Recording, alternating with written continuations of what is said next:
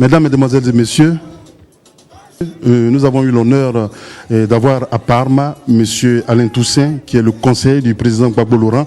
Et il faut le reconnaître, nous avons assisté à une explication de la situation ivoirienne vraiment dans toutes ses facettes. Et c'était vraiment merveilleux. Et pour finir, le dernier mot avant de pouvoir aller se reposer, et parce que demain il y a un grand sitting que nous devons faire, et précisément sur la grande place qui s'appelle la Piazza Pilota. Monsieur Alain Toussaint, les conclusions de cette conférence qui était vraiment fondamentale sont de savoir quelles sont les voies que nous pourrions suivre pour sortir de cette léthargie. Face à la situation qui se présente en Côte d'Ivoire, nous n'avons pas d'autre choix que résister. Résister à la recolonisation de notre pays, au vol de notre territoire par des puissances étrangères. Les filles et les fils de Côte d'Ivoire doivent s'organiser, se mettre ensemble, s'unir. Nous pensons que ce qui s'est passé le 11 avril est aussi la conséquence de nos errements, de notre manque de fidélité, de notre attachement, manque d'attachement à notre pays. Donc aujourd'hui, il faut que nous nous réorganisions. C'est pour cela que nous parlons de la résistance. C'est une résistance à la fois pacifique, mais tu peux également prendre d'autres dimensions selon les enjeux du moment. Mais il faut que nous nous mettions déjà ensemble pour faire en sorte que la Côte d'Ivoire redevienne un état de droit et une démocratie. La réalité aujourd'hui, en Côte d'Ivoire, Alassane Ouattara et son régime tuent, pillent, violent, assassinent, arrêtent arbitrairement des citoyens de ce pays sur la seule foi de leur appartenance ethnique ou de leur engagement politique, et nous estimons que ce n'est pas ainsi que nous allons bâtir une Côte d'Ivoire d'avenir. Donc aujourd'hui, il faut que tous les Ivoiriens de la diaspora, que tous les Ivoiriens en Côte d'Ivoire comprennent que le moment est venu de se dresser comme une seule femme, comme un seul homme contre cette forfaiture qui a été possible qu'avec l'appui de l'armée française qui a renversé le président Gbagbo.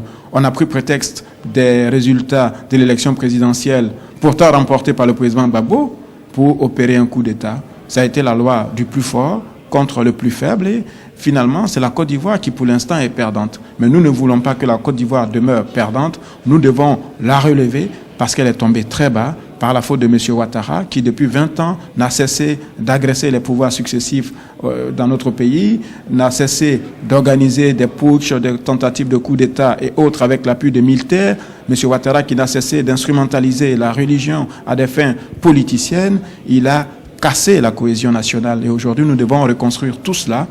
Là où nous sommes, partout où nous sommes, nous devons organiser la résistance pour que la Côte d'Ivoire survive à cette guerre que lui a imposée la France.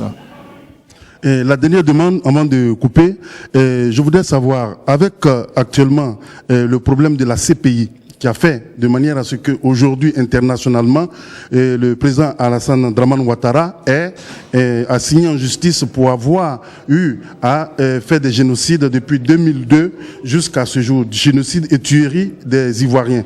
Alors, pour conclure, ce que je souhaiterais savoir, avec la décision de la CPI de vouloir aller jusqu'au bout de cette affaire, dont les preuves démontrées par Amnesty International inculpent Alassane Dramane Ouattara, ne pensez-vous pas que cette solution de Alassane Dramane Ouattara de vouloir maintenant discuter avec Gbagbo soit vraiment une manière un peu injuste de se comporter politiquement, parce qu'il a toujours refusé le dialogue? Qu'est-ce que vous en pensez pour conclure finalement? Sur la question de la justice internationale, je peux simplement regretter que les grandes puissances aient tenté ou aient même instrumentalisé la Cour pénale internationale, le tribunal pénal international à des fins politiciennes. Ce sont des instruments de justice qui sont aujourd'hui brandis lorsque un chef d'État, et notamment le président Gbagbo, dit non à l'Occident. M. Ouattara est le père d'une rébellion sanguinaire qui a fait plusieurs milliers de morts dans notre pays. Et ces morts attendent toujours justice. Ces morts où les parents de ces victimes attendent que justice soit dite, que justice soit faite. Personne n'en parle. Et à l'occasion des troubles post-électoraux dus au refus de M. Ouattara de reconnaître les résultats proclamés par le Conseil constitutionnel, une guerre absurde a été déclenchée par la France et M. Ouattara contre la Côte d'Ivoire, et cette guerre a fait encore des milliers et des milliers de victimes. Pour l'instant, nous n'avons pas encore un bilan définitif de ces violences.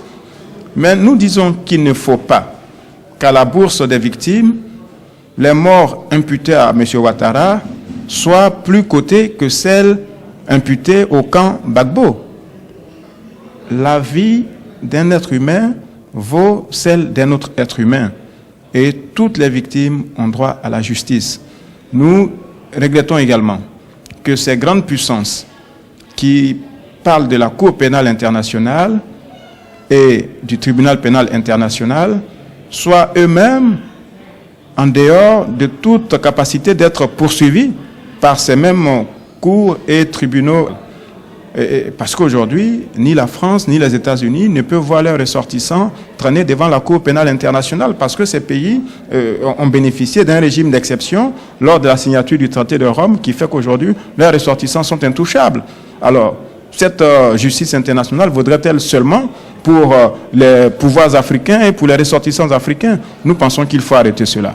Le président Gbagbo n'a commis aucune faute de nature à l'amener devant des tribunaux nationaux ou internationaux.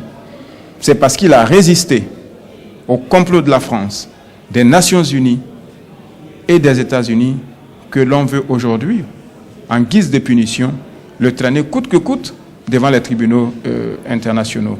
Nous disons qu'il y a une vérité, il y a une justice en toutes choses, et nous allons nous battre pour que la vérité éclate sur les événements de Côte d'Ivoire.